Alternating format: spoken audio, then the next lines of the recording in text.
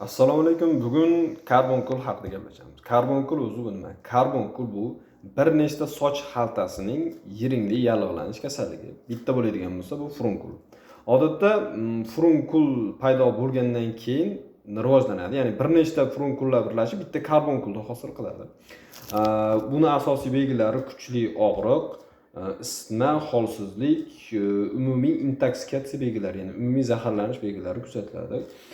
Ko'pincha ensa, orqa, yonbosh, yelka sohalarida uchraydi. O'rtasida nekroz o'choqlari va keng ko'p sonli teshiklar hosil bo'ladi. Diabetiklarda esa bu xavfli asoratlarni olib kelishi mumkin. Bu narsa tezroq rivojlanadi ularda. Davosi keng kesish, nekrotikani chirigan sohalarni kesib olib tashlash, keyin albatta uni drenajlab, ya'ni yiringni doimiy chiqib turishini ta'minlashdan iborat bo'ladi.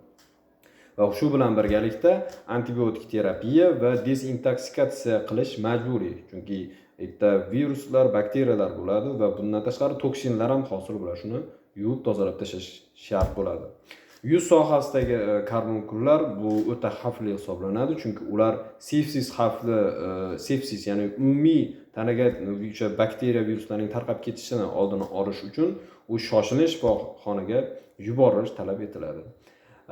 Bundan tashqari yarani antiseptik eritmalar bilan yuvish va kunlik har kuni bog'lanmalarni yangisini qo'yib turish tavsiya etiladi. Oldini olish uchun esa dastlab hosil bo'lgan furunkul, ya'ni bitta soch xaltasi zararlangandayoq sirazi tezlik bilan uni davolash va bundan tashqari gigiyena qoidalariga rioya qilish talab etiladi.